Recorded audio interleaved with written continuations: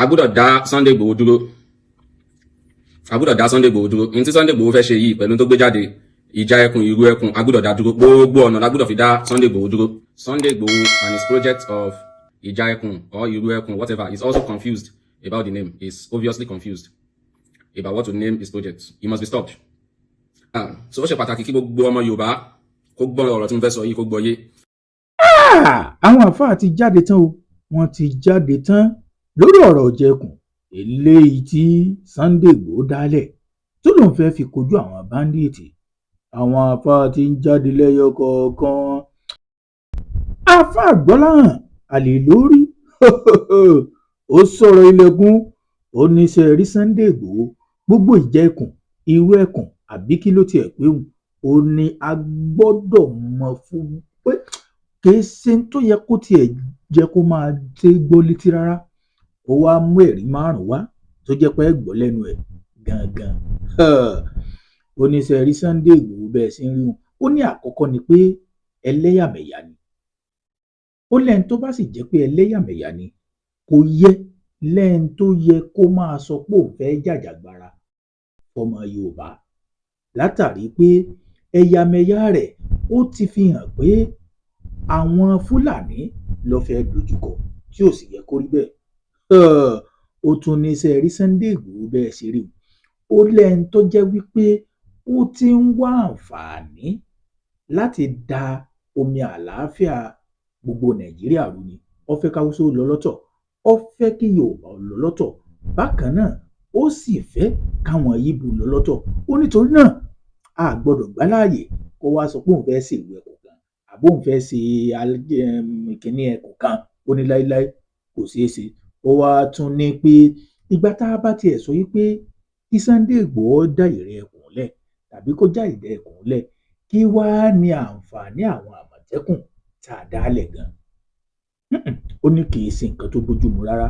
Ó tún wá ní ṣe rí Sunday Igboho bẹ́ẹ̀ ṣe ń sìn. Ó ní àtòun àtàwọn ọmọlẹ́yìn rẹ̀, ó ní pé ohun tóun rí sí ni pé wọ́n fẹ́ fi wọ́n fẹ́ fi dá ọgbọ́n lẹ̀ kí wọ́n fi máa bú àwọn mùsùlùmí àtàwọn kìrìsìtẹ́nì, torí pé gbogbo àwọn tó kójọ tó kórira àwọn ẹlẹ́sìn àbáláyé tí wọ́n ń pera wọn lẹ́lẹ́sìn àbáláyé. Ó nítorí náà wọ́n fẹ́ fi wọ́n fẹ́ fi máa tako àwọn mùsùlùmí àtàwọn kìrìsìtẹ́nì ni. Ó nítorí náà a gbọ́dọ̀ gbà láàyè. Ẹ gbọ́n tó sọ dáadáa o, ẹ gbọ́ mo kàn rá yànnà náà fún yín. Àwọn bàbá wa ní ẹnu oníkàlà tí gbọ́ pọ̀n, ṣùgbọ́n yìí náà mọ̀ yìí pé ohun tó jẹ́ káàfáà Gbọ́láhàn Àlèlórí ó jáde ni pé Sunday Igboho ṣe fídíò kan lánàá tó fi yé àwọn ọmọ Nàìjíríà, tó fi yé àwọn ọmọ Yorùbá pé gọ́fìmẹ̀ntì ó ti àpúrúfù ìjà ẹkùn ilé ìtòhùn dálẹ̀. Kí n tó wá play fídíò àfáà Gbọ́láhàn fún yín kẹ́ ẹ gbọ́n tó sọ dáadáa, kẹ́ ẹ tó wá rìáàtì, kẹ́ ẹ tó bọ́ sí abala àríwísí, kẹ́ ẹ tó sọ ẹ gbọ́ díẹ̀ lára fídíò tí Sunday Igboho ṣe tó wá dá wàhálà lẹ̀ táwọn àfáà fi ń jáde lẹ́yọ kọ̀ọ̀kan pé Sunday Igboho kò gbọ́dọ̀ dájẹ́ ẹkùn gangan àbí ìjà ẹkùn kankan kò gbọ́dọ̀ dálẹ̀. Mò ń bọ̀ náà, ẹ má lọ bí kankan. Ẹ káàárọ̀, mo kí ẹ̀yin bàbá mi, ẹ̀yin mọ́ mi, ẹ̀yin bọ́dà mi, ẹ̀yin tẹ́ tí mo jùlọ, mo kí ẹ kú ojúmọ́. Mo ń fi àsìkò yìí mo fi ń sọ fún gbogbo ọmọ Yorùbá káàkiri àgbáyé pé security tèmi dálẹ̀ Iru Ekun Security Network ni lórúkọ tí mo sọ, tí mo dẹ̀ rẹ́gísítà ẹ̀, tí mo dẹ̀ ti gbé síwájú president, wọ́n dẹ̀ ti gbà wọlé. Eléyìí tẹ̀ ṣẹlẹ̀ yìí kì í sọ̀rọ̀ ọjà ẹ̀sìn, Christian lèmi náà, kódà second wife mi lọ Mẹ́kà, mùsùlùmí ni mo ń kírun nulẹ̀ mi bínú torí pé èmi gangan lọ church lẹ́ẹ̀kọ̀ọ̀kan ti máa ráyè. Àwọn oníṣẹ̀ṣẹ̀ rẹ̀ làwọn tó bí mi, so kí la wá fẹ́ mo bára wa jà fún kí sọ̀rọ̀ ẹ̀sìn, ẹ jẹ́ ká fi ọ̀rọ̀ ẹ̀sìn sẹ́gbẹ̀ kan, ẹ jẹ́ ká fèsì àwọn terrorists tó ń pa àwọn èèyàn wa tó ń jí àwọn ọmọ. Mo rò pé yìí náà ti gbọ́n tí Sunday Igboho sọ. Ó lólè tó wà ńlẹ̀ pé kèé sí ìjà ẹ̀sìn. Ká gbéjà ẹ̀sìn sẹ́gbẹ̀ kan, ó tún wá sọ ń bẹ̀, ó ní ìjà ẹkùn tóun dálẹ̀ bóun ti rẹ́gísítà lọ́ndà federal government. Ẹ jẹ́ ń wá gbé àáfàá Gbọ́láhàn Àlèlórí ká gbọ́n tó sọ. Òun náà sọ̀rọ̀, ó sọ àwọn àdí tiẹ̀ tóun fi lérò pé ìjà ẹkùn gbogbo ọmọ Yorùbá a gbọ́dọ̀ wá bá ṣe dá Sunday Igboho dúró tí ò gbọ́dọ̀ dájẹ́ ẹkùn kankan lẹ̀ lẹ́yìn ìgbà tá a ti ní àmọ̀tẹ́kùn ilé tó ń sojú ọmọ Yorùbá tó ń jà fúnlẹ̀ Yorùbá. Ǹjẹ́ ní agbára àmọ̀tẹ́kùn ká àwọn báńdíìtì? Ǹjẹ́ wá ní ká wá dá ìjà ẹkùn lẹ̀, kí Sunday Igboho dàjà ẹkùn lẹ̀ ni ó wàá mú kágbára ọmọ Yorùbá ká báńdíìtì bí. Àáfàá yìí yànnàná gbogbo ẹ̀. Tẹ́ ẹ bá ti gbọ́n tá àáfàá Gbọ́láhàn Àlè lórí sọ tán, kí lèrò tiyín? Ẹ fi sábàlá àríwísí. Ǹjẹ́ lẹ́yìn lérò pé ìjà ẹkùn ti Sunday Igboho, ǹjẹ́ lẹ́yìn lérò pé agbára wọn lè ká báńdíìtì, àbíjẹ́ lẹ́yìn tiẹ̀ lérò pé àwọn olóòṣà ni wọ́n kó síbẹ̀ tí wọ́n fẹ́ máa fi ọgbọ́n àlùmọ̀kọ́rọ́ yín, wọ́n fẹ́ máa fi bú mùsùlùmí àti kìrìsìtẹ́nì? Ẹ má gbàgbé drop opinion tiyín. Ẹgbọ́n tí àáfàá sọ, mò ń bọ̀. Stopped by all means. Sunday Igboho and his project of Ija Ekun or Iru Ekun, whatever, is also confused about the name. He's obviously confused about what to name his project. He must be stopped. Agbọ́dọ̀ dá Sunday Igboho dúró.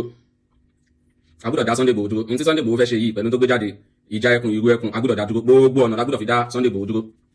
Now, so ó ṣe pàtàkì kí gbogbo ọmọ Yorùbá kó gbọ́ ọ̀rọ̀ tí mo fẹ́ sọ yìí kó gbọ́ yé. Àmọ́ kí n tó tẹ̀síwájú, alhamdulillah, wassalatu wassalamu ala rasulillah. I give thanks to Almighty Allah, the mighty, the only one who deserves to be worshipped. Peace and blessings be upon the noblest of mankind, Prophet Muhammad sallallahu alaihi wasallam, his household, companions, and those who follow his footsteps to the day of resurrection. He alleged that his project has been approved by the federal government, which is a total falsehood. I believe every sensible person is going to agree with my submissions. I have a few number of reasons to say that this man should not be supported. One is that this man is known with ethnic bias. This is somebody who has targeted Fulani individuals a number of times. Now, I want you to get it right. I'm not here to defend Fulani. I'm not a Fulani. So don't think anybody from Ilorin is Fulani. I'm not Fulani. I'm a Yoruba man, a full-scale Yoruba man, and a bona fide descendant of Oduduwa. I can say that anyway. So I'm not Fulani. But this Sunday Igboho is somebody who is known to have targeted Fulanis. This is somebody who has called several times for the disintegration of Nigeria. He wanted it through the front door. He couldn't get it. How sure are you that he is not going for the same objective through the back door? That is reason number 2. Reason number 3, if his intention is actually to fight criminality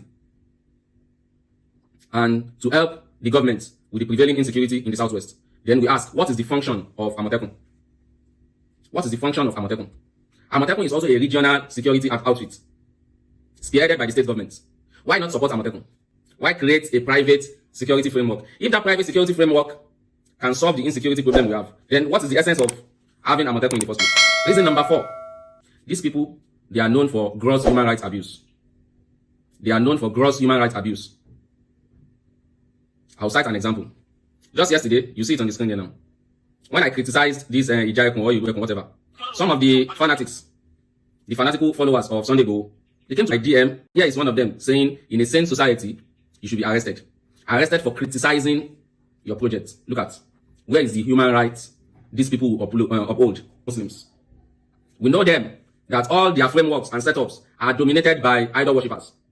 They have this bias and sentiment against Muslims and Christians.